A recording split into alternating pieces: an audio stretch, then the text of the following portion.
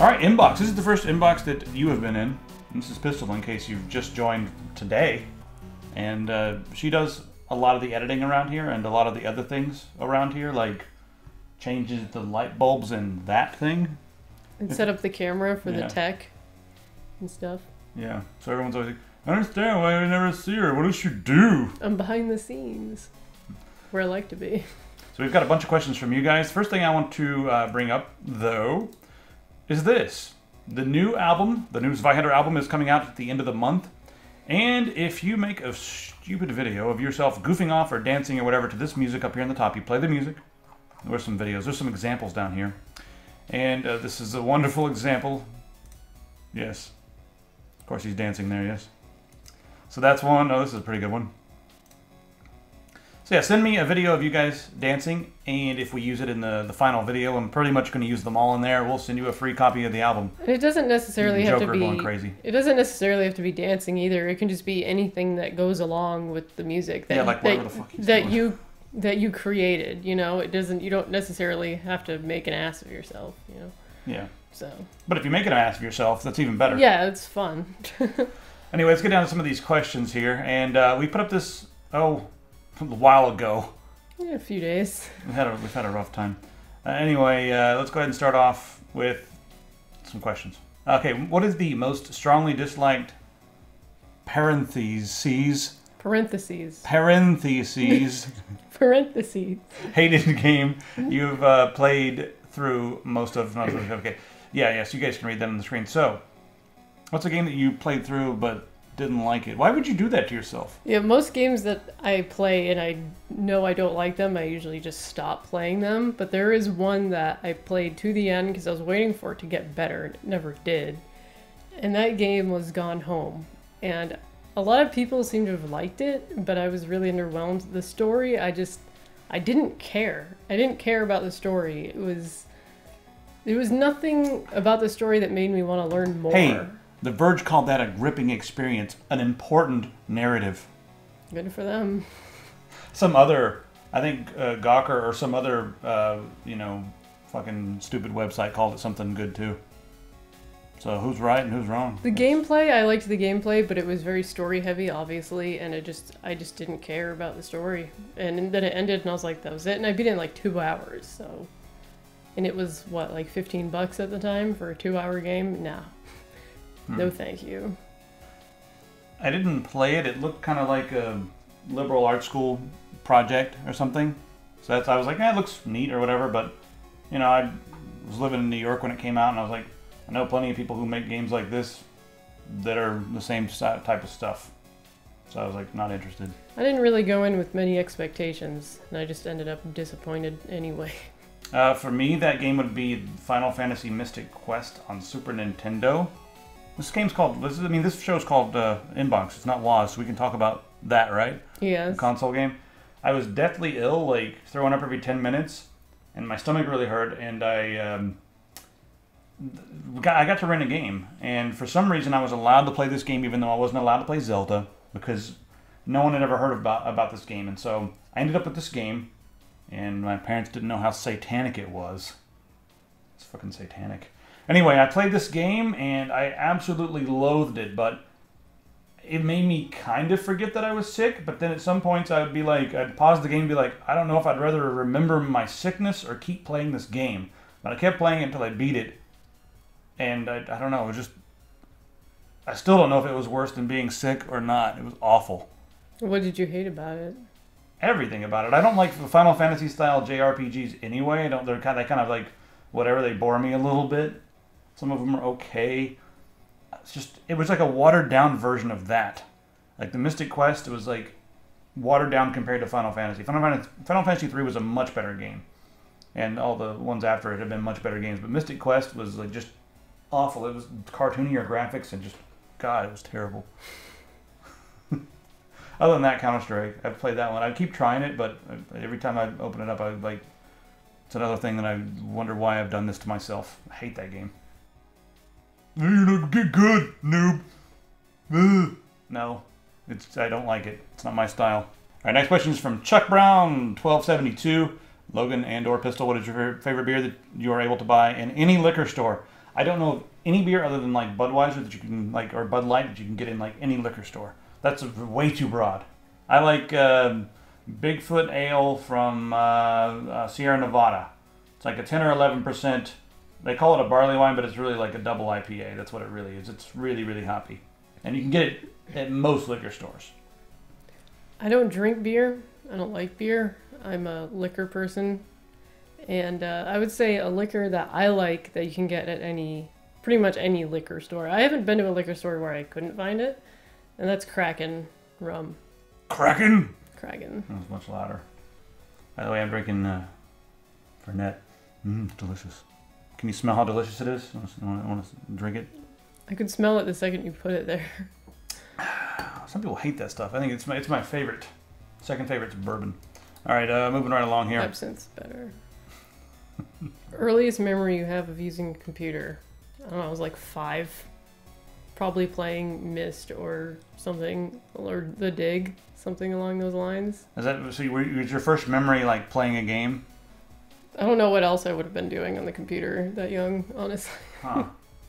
And my brother, he had a computer and he had games on it, and I liked games, so I'm pretty sure. Like, I was so young, you can only go so far back. Right. When you're really young, you have like barely any memories. So yeah, because anything before that would be really traumatic.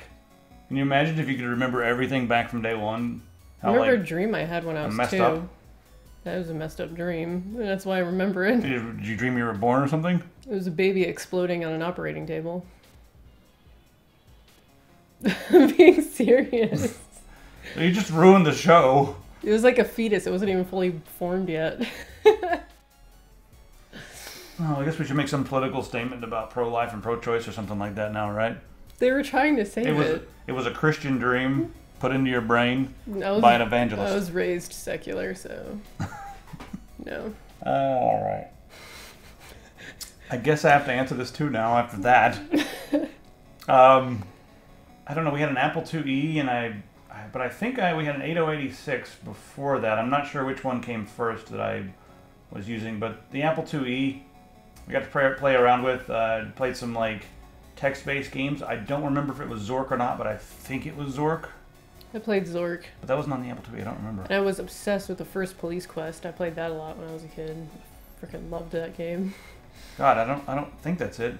My father also he was using his 8086 for MIDI stuff, and I remember getting to hit the space bar a few times on that. It might have been a 286 at that point, but that's like really young, and they were like, dude, hit the space bar and it'll start the music, and I was like, and it would start the music, and he would like play along with it on his keyboard, He'd like lay down a track and then play keyboard on top of it. All right, how the Tech Syndicate crew meet. Kane and I met at a LAN party. Wendell and I went to school together, and you were on the website quite a bit. This is like a community game night and GoldenEye source. So. And then as far as Jennifer goes, we've seen Jennifer at tons of different functions and events and that sort of thing, all over the place. She's just everywhere, so we met her there. And then who else is involved here? That's it, right? Spanx. Another person who was, joined us for game nights and joined the forum and came over and hung out with Kane in New York and that sort of thing. We are actually very open, and I'm not sure if this is compared to other YouTube channels or not, but we're very open to hanging out with the community. The main reason that I do this is because I think that it attracts cool people, or good people, or intelligent people, or people who are of... People we can relate to? Yeah, that's what I'm looking for. I'm like trying to say all these things, but they're all making me sound like I'm being cocky or arrogant or something. Relate. Good, the best people. Yeah, they are the best. So I'm cool with hanging out. Whenever someone comes to Seattle, they ping me, and I'm like, oh, sure, yeah, we'll grab a beer. I've only regretted that twice. And I'll stay here, and then they'll ask, like, why didn't Pistol come? She's like, I'm not going to go out with some strangers. I was busy hiding in my dungeon. All right, let's see here. I don't think I want to get into the cyber attacks. Really, LMR. We do that enough on the tech.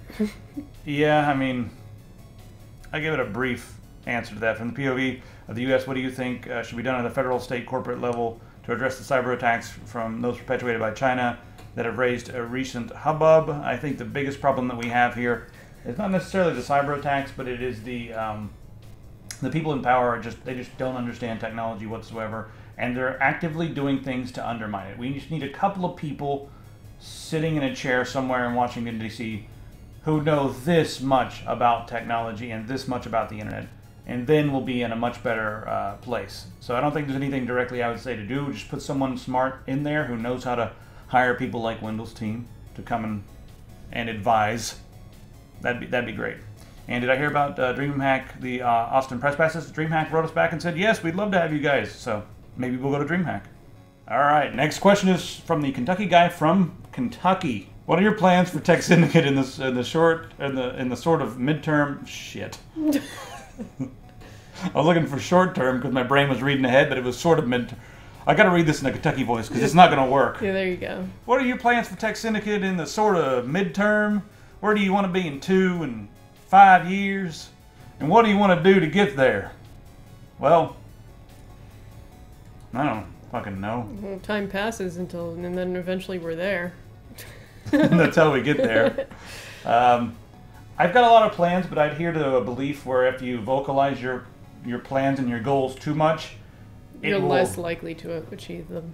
Yeah, there's a whole study that's been done, and I should bring it up here, but you can get the Wikipedia article and all that stuff. But the more you talk about all your big hotshot plans, the less likely you are to accomplish them because you actually receive the gratification and you get the same sort mentally. Mentally, yeah. You get the feeling of accomplishment just from other people going, "Oh, cool!" Yeah. So I don't get into it too much, but let's just put it this way: expanding into areas that we are not currently in, enabling awesome projects, and trying to do something more than just create media content for people to consume. Trying to do things that enable and empower, make people happy, and that kind of crap. Sounds motivational, huh? Very. Yeah. Crypto _ how has your experience with Linux been? With not only productivity use, but gaming in general use. So how's it been? Games need to support it more. Yeah. A lot of games I play don't, sadly.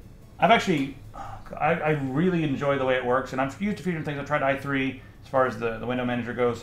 I've used GNOME, and I've also used Cinnamon on Mint. I think my favorite so far has been GNOME. I just like the new version. I like the way it works. It's too heavy. I don't care. It does what I want. It makes me happy, and it lets me get stuff done. I like it for my games. Like a lot of the games I want to play are on it. Fistful of Frags is on it, and play that on there. I much prefer the way it handles those games. Had some driver issues with AMD, which have kind of bothered me. Right now, I'm stuck on Windows because I've been using FL Studio to make my music. And some of the VST support, you can really run it well in Wine over on Linux, but some of the VST support's kind of iffy. So I'm just going to finish up this album and then give it a try. But the bottom line for me is a lot of the stuff I want to do, there's a huge learning curve. So I would have to put on the brakes and try to learn another program. I tried KDN Live as far as video editing goes. I've tried Privity. I've tried Lightroom. No, not Lightroom. Something light, whatever it is. You guys know what it is. I'm just off the top of my head.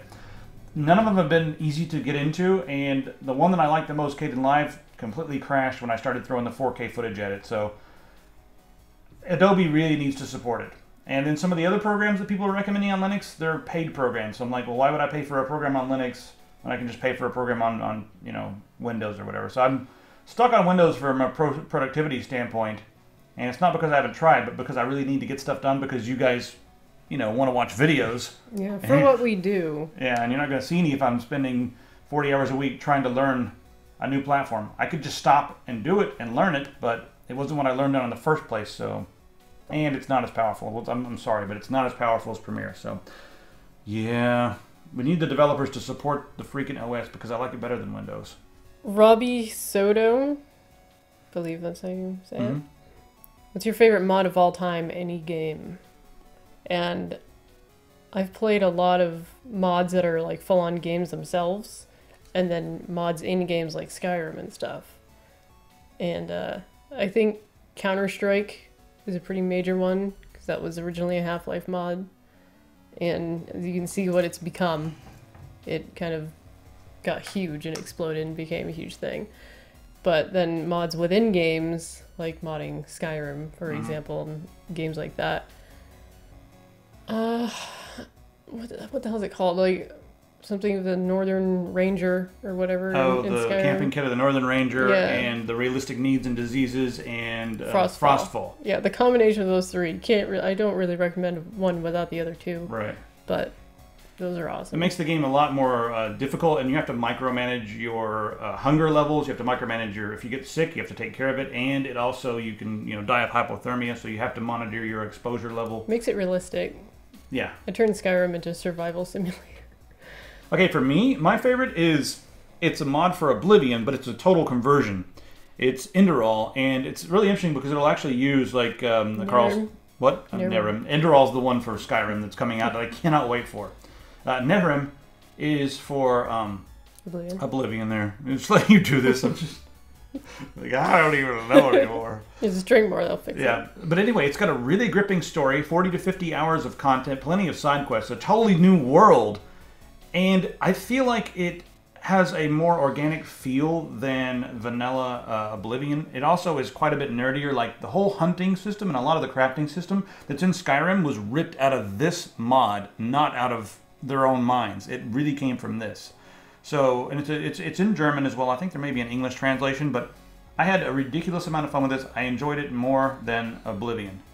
So you would say it's better than Oblivion? I liked it better than Oblivion, even though it's a mod for Oblivion. Yeah, I put more hours into this as well. Well, so Oblivion fans, if you like playing Oblivion, but you've played it to death, and you've never played Nerim. I'm not, like I said, I'm not sure if there's a voiceover yet, but it was in German when I played it. And then one of the number one complaints, couldn't get into it because everyone's speaking German.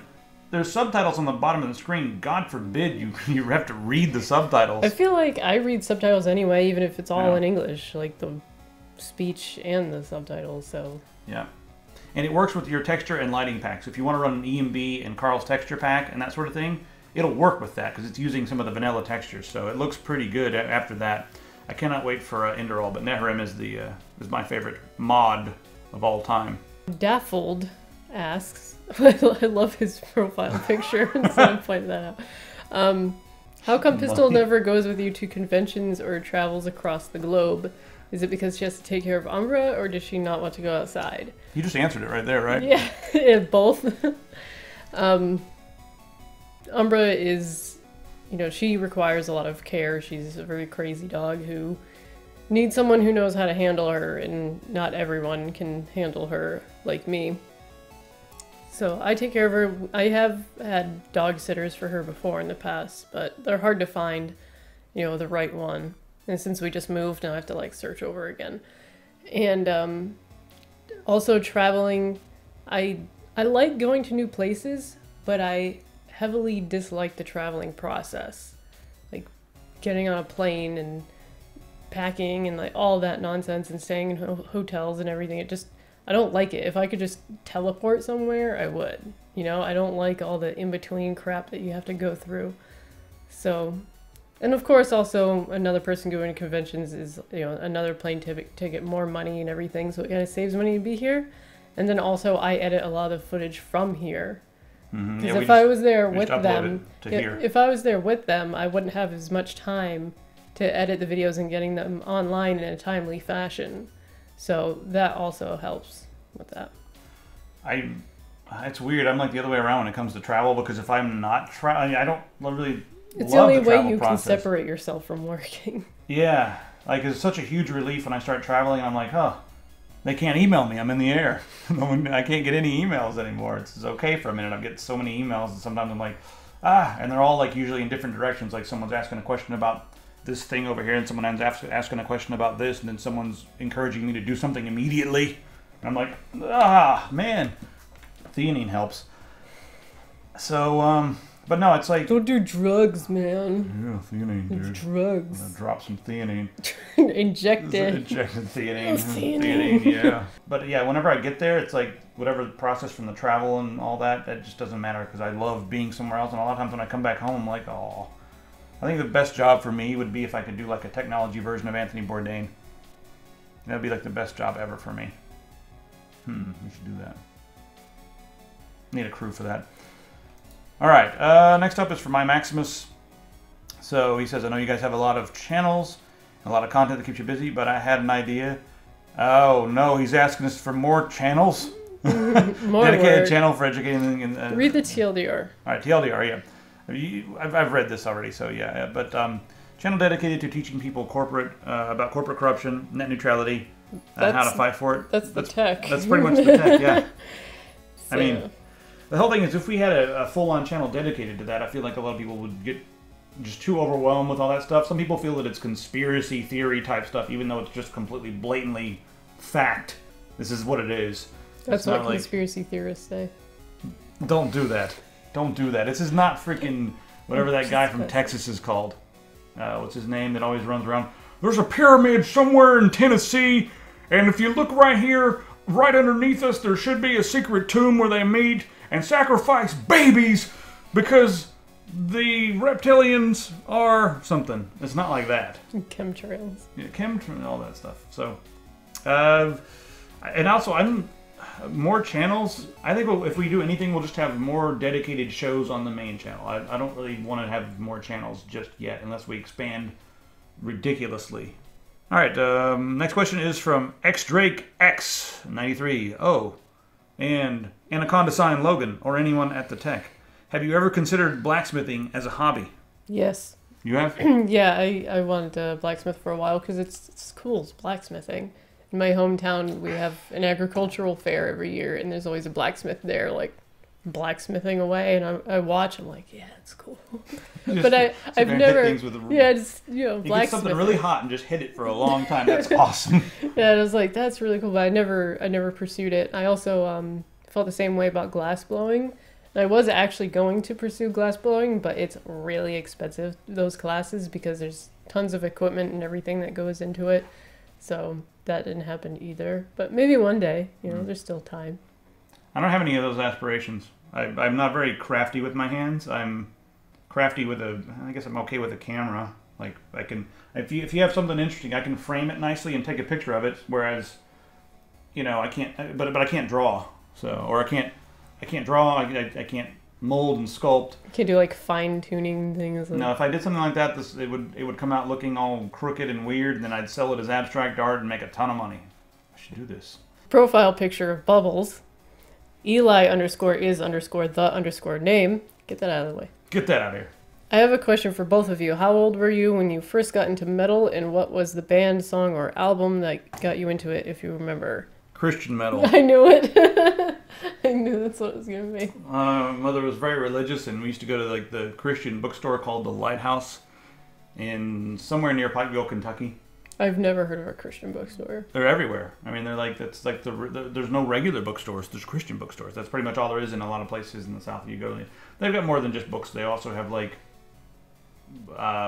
videos and just all brainwashing Christian stuff. Jesus Christ. I wasn't gonna go there. I did. All right, whatever. Yeah. So we're in there, and Mother's like, you can pick out one CD from the shelf, and you can have it. And, I'd been given a lot of, like, Salty the Singing Songbook. If any of you guys grew up on that, I'm sorry, but there's a pretty good This Is Terrible video, or Everything Is Terrible video on that. It's hilarious, but that's kind of music, like, Noah built an ark and all that. That's what I was listening to when I was growing up. Like, that's what I was given. So, and then also like some Christian rock, like soft rock and all that. So, I always had a harder edge, and I saw an album cover, and it was just bones and like skulls and all this stuff on the album cover, and cobwebs, and I was like, huh, that's interesting. And so I was like, I want this one. You're so goth. It didn't look very goth. It looked more like, I don't know, I guess it could have been goth. It wasn't the same color palette. Not at all. Wait, it wasn't just like black and white? No, it was like a brown. Look, the ground was all sand. It looked like a cave. Like, it looked like a bunch of stuff laying in a cave. Okay. Like bones and like remnants and stuff. And it turned out to be an Australian Christian death metal band called Mortification. And the album was Scrolls of the Megaloth, about the original scrolls they found that were part of the Bible. And the old parts of the Bible were brutal, and they would tend to sing about that, like, death will come to you, like all that kind of crap, It was like, but we put it, I put it on, and it was just like, blast beats and double bass, and my mother pulled it out of the CD player and put it back in there, and I got to take it home, and I got to continue to listen to it until my grandfather sat me down and took it away from me, and he was like, listen, that's of Satan, and you can't have it. And I was like, but it's Christian rock and roll. Just because of what it sounded like? Yeah. And they were like, no, it sounds like demons. And I was like, what do demons sound like? I don't know. It's like, yeah, it's like, how do you know what demons sound like? This guy over here this could walk in and be like, good evening, I'm a demon. How are you? How do you know that they sound like... Bleh? Or they could sound like puppies. So, yeah, I was about 12 at the time when I discovered that album. And I discovered it kind of before I discovered like Metallica and Slayer and all those other bands that everyone else started getting into. And so it was like going from... a hard beverage to water when I heard Metallica the first time. I was like, what's this? So I was already, the first couple of listen throughs, I was like, this is weird. And then I was like, I feel it now, and I feel it resonate with me. What about you? Well, my story isn't as long, I guess. But in the house I grew up in, my dad was listening to a lot of White Zombie when I was growing up. And my mom was a big fan of Ozzy. Of course, they still listen to this music. And then my brothers were listening to like a lot of Tool and Deftones and stuff. And I know my brother's gonna watch this video too, so it's funny. My brother used to like force me to listen to various metal bands, and he would like shut me in his room and put on metal, and he would say, "You're not leaving until you like it." And like mental abuse. Yeah, he was like trying to brainwash me into liking metal, which probably wasn't the best approach, but... And so I didn't like it, and I always tried to, get out.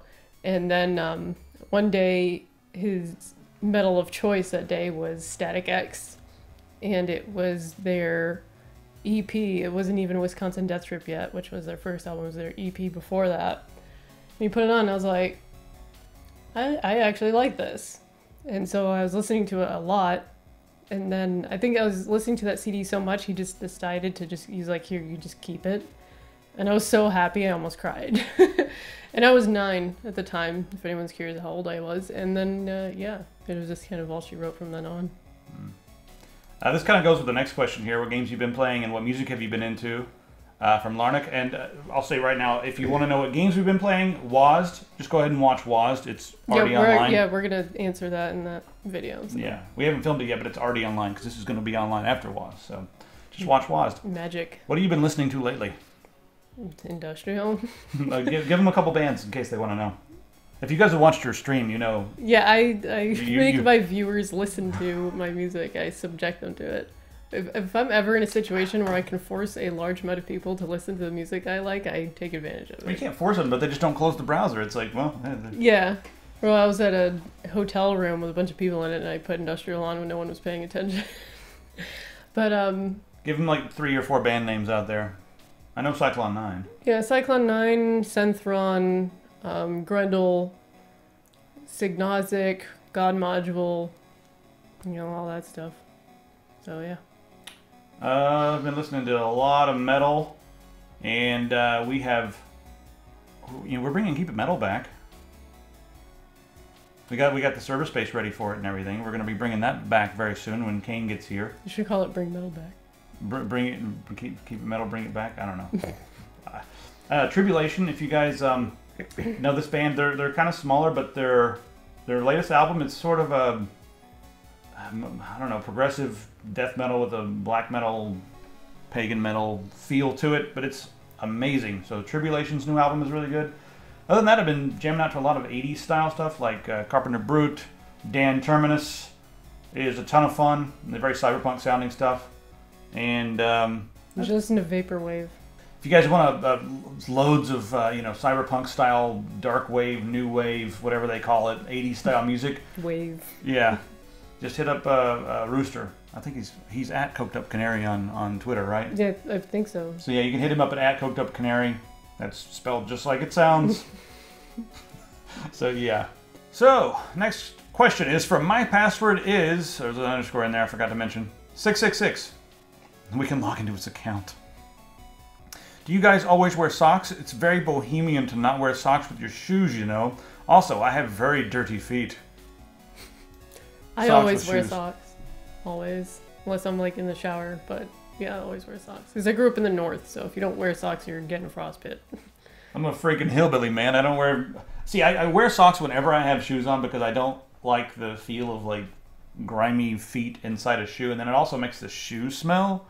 The socks are there as a layer to protect your shoes, not your feet. Yeah, I think it's really gross when people wear shoes without socks. I used to see all the kids doing that in like New York. They'd all walk around with like rolled up pants, like jeans, and they have like very low cut like boat shoes or something that look like boat shoes or leather shoes on. With their it looked goofy, like their ankle there. There's no socks. It looked, I guess it's the style or whatever. They make socks that like are really really low, so you could wear something like boat shoes and you wouldn't even see them. But I want to pretend these guys didn't have socks on. That's more likely the case. I mean, I already didn't like them, and I wanted to really not like them by being like, ugh, they don't even have socks on. Ugh. But whenever I do not have shoes on, I don't have socks on. I don't just wear socks around for fun. It's like. I like when I go outside to do stuff. I go outside barefoot. I run around the woods barefoot. I'm a freaking hillbilly from Kentucky. And so, are you wearing socks right now? No. I am. I can't no, don't. Too many foot fetishes on the internet. Evil is afoot. Next question is from Cool Dude 007. That sounds like a radio announcer voice. Why'd you move to Seattle and not somewhere with Google Fiber? Mountains, am I right? Mountains, you're 70% right. I have very strict, I guess, rules for where I want. I want something with a bit of nature, something with some cool, I guess, food and drink selections. Somewhere where there's a bunch of nerds is very important, so we can have people to work with, people to hire, and also somewhere that's not too hot in the summer. And you can get most of those things here in Seattle. I'm sort of becoming disenchanted right now because the housing market is really crappy, and also I wanted to live in the mountains and the woods and all that sort of thing. But being in the city versus being in the woods here, that's two different worlds. You live in the middle of nowhere here, you may as well be in Alabama. The people are very similar to like Alabama. It's kind of backwoods. It really weirded me out. It's not like New England where you go into the middle of nowhere and people are still really liberal and laid back and all that. It's totally not like that. The people in the city are not like the people outside the city. So if I stay here, I'll probably only want to be in the city. And that's good because we'll be able to hire people and do things and that sort of thing. But we haven't completely figured out where we want to stay. We have a couple months left on our lease here. We moved out here with a lease, but we have been able to meet some good people. That's been a success. I've been able to get some side projects going that are secret. That's been a success. And I don't know, nightlife. What do you think? All right here? Yeah, I like it. I like the nightlife. Yeah.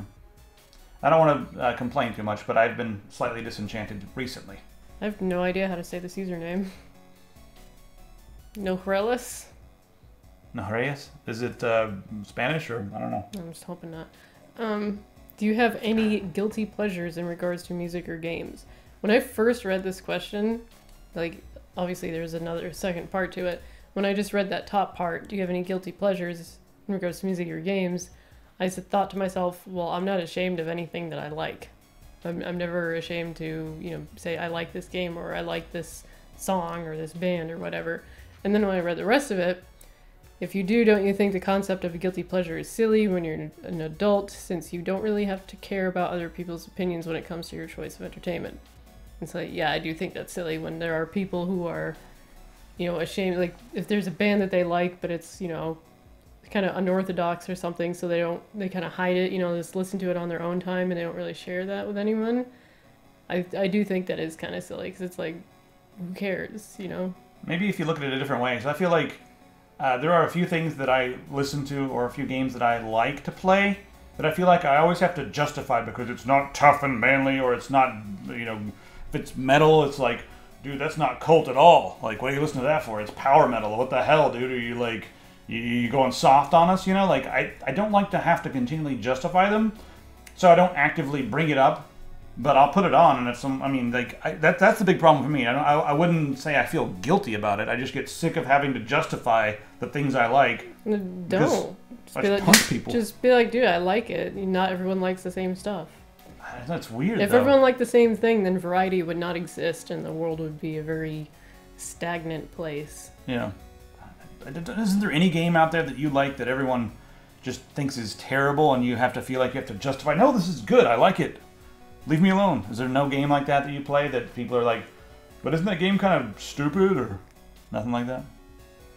Nothing that immediately comes to mind without like really thinking about it. I'm curious, when you look at it from that standpoint, if there's I want to know what the audience has to say about that. So I'm curious, let me know, guys, from that standpoint, things that you don't really bring up because you're not really guilty about them, but you have to justify them. And I do agree with him. That's probably that a sign silly. that you're hanging around the wrong kinds of people who will like judge you for stuff that you like. You stop hanging out with those people. I don't really have any friends. Neither do I. It's nice. Sucks, dude. So there's been a whole bunch of talk about this Justice League thing. I guess I'll bring it up. Street Guru up above, he asked if we were ever going to get together and make a Justice League with all of us. You know, all of us, pull together our tech channels.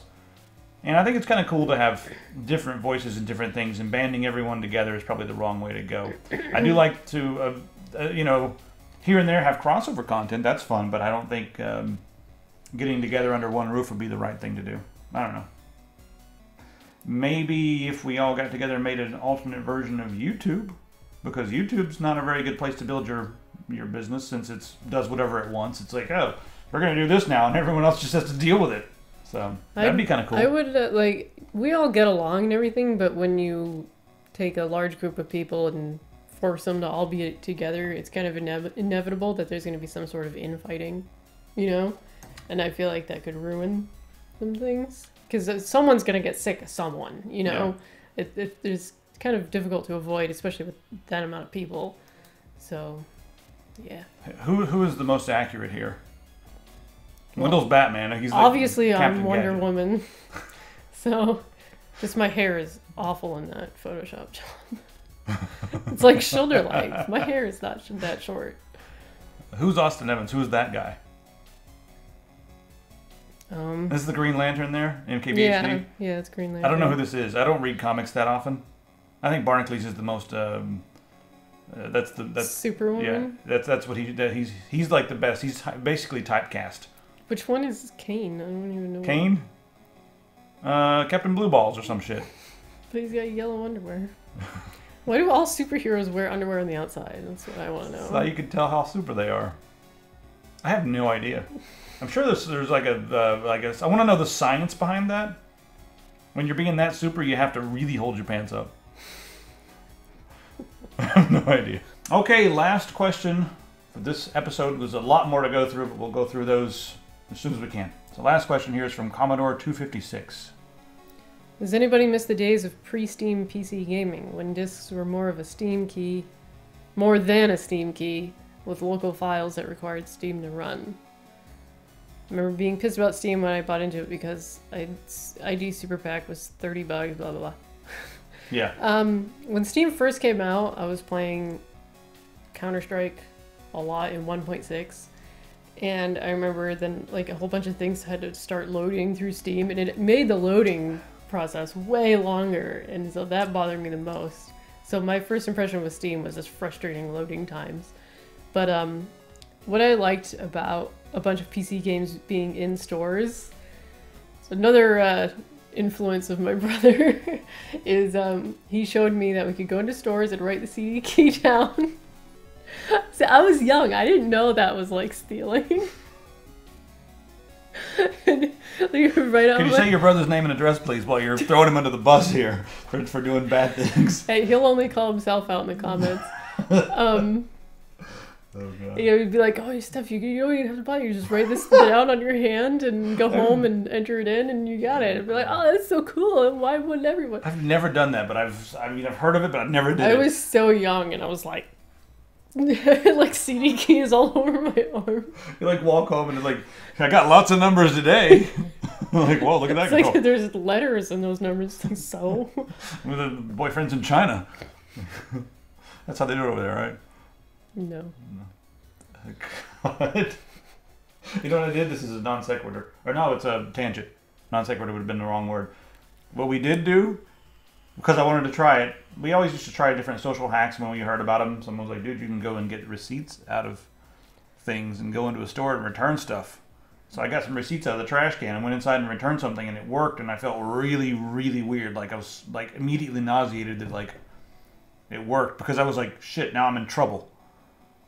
And I went home and I was like, oh man, I made like $24. I didn't even know what I was doing. It was bad. Really? Yeah, I knew it was bad, but I wanted to just like, I was like very young, and I wanted to like, will this work?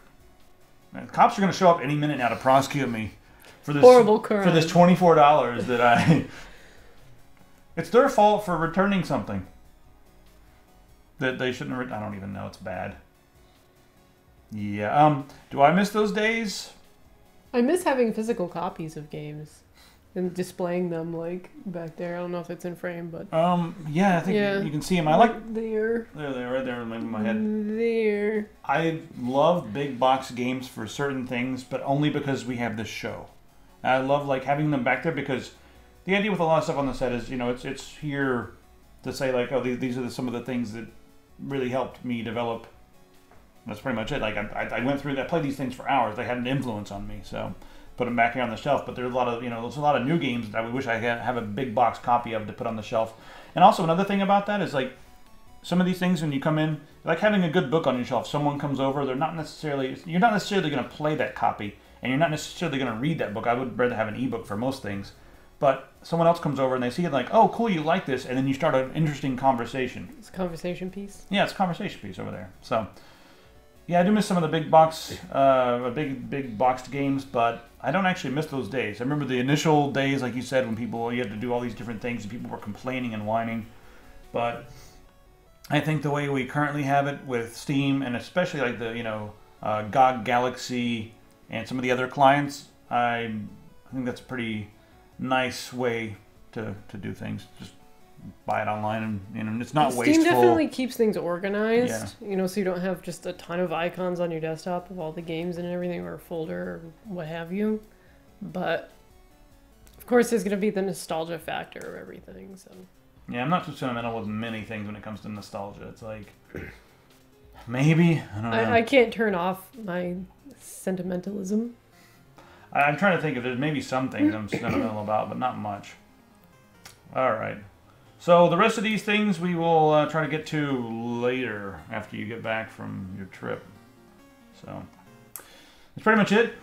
And maybe Wendell and I will hop in and do an inbox as well while you're gone, but she'll be gone for a few weeks. So 2 weeks. 2 weeks. Be me and the dog having fun. Hope you guys enjoyed this. Feel free to keep asking questions. There's so many that we can't possibly always get to all of them, but I do try to hop in here and answer some of them as well. And now that we've done this video, I'll jump in and try to answer some that we skipped over, that I didn't think were stuff that really needed to be talked about with the whole audience and whatnot. I'm doing this a lot. Can you guys drop a beat for me? I'm like not moving at all, and you're like, all animated. Yeah, the CEO of ASUS does that. Go Google some videos of him. He's just like, and then we decided to make the motherboard. Is he Italian? No, he's like, it's Taiwan. Yeah. Oh. The Italian people would like look at him and be like, whoa, they start taking notes. Like, and then he did this, and then yeah. And video's over.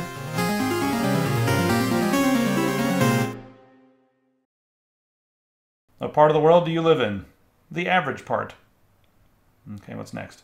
You asked that question. What? That was written by you.